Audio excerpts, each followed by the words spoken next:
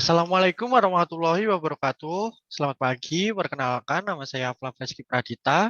Saya dari Indomobil Nissan Group ingin menjelaskan tentang injektor pada mobil bensin.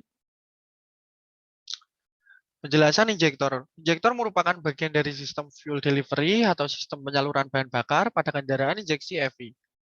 Injektor adalah nozzle elektromagnet yang cara kerjanya dikontrol oleh ECU atau ECM dan merupakan pengganti sistem karburator pada sistem konvensional.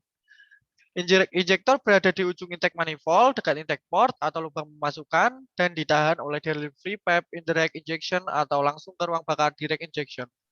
Berikut adalah contoh bentuk dari injektor itu sendiri yang meliputi beberapa bagian seperti konektor dari ECU ke solenoid, fuel passage, nozzle atau nozzle plate, plunger, solenoid coil, spring atau pegas ada berada di dalam sini ya, full strainer screen, dan tempat bensin masuk.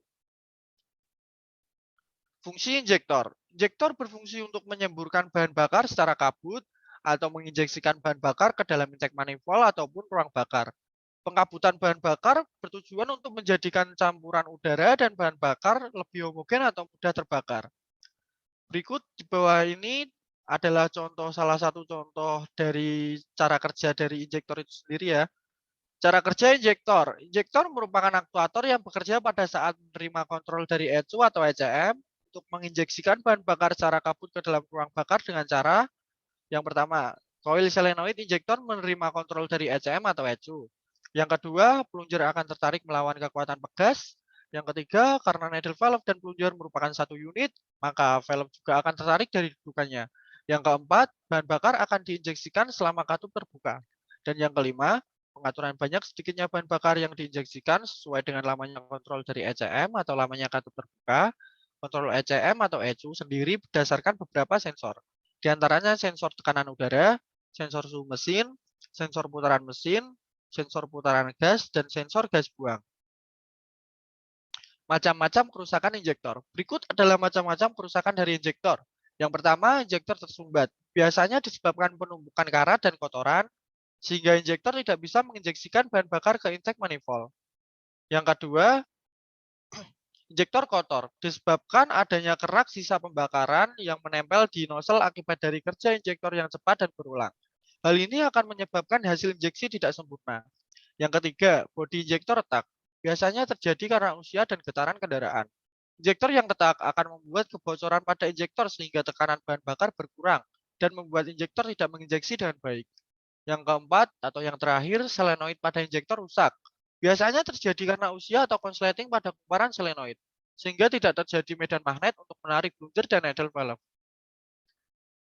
Cara pemeriksaan injektor. Perlu dipahami, injektor merupakan aktuator, maka cara pemeriksaannya meliputi yang pertama kontrol ECM, di mana injektor dikontrol oleh ECM berdasarkan komponen parameter sensor.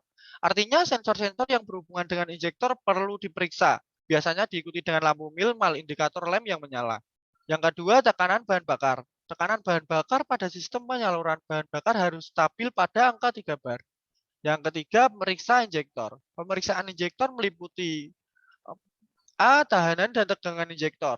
Pemeriksaan tahanan standarnya 11,1 sampai 14,5 ohm dan tegangan injektor 11 sampai 14 volt tegangan baterai. Menggunakan multimeter dan mengikuti petunjuk servis manual kendaraan.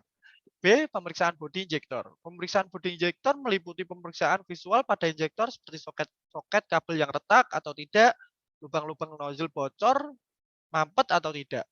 C. Pemeriksaan volume injektor. Cara memeriksa volume injektor menggunakan injektor tester yang seperti gambar di samping ini. Ini termasuk contoh dari injektor tester ya.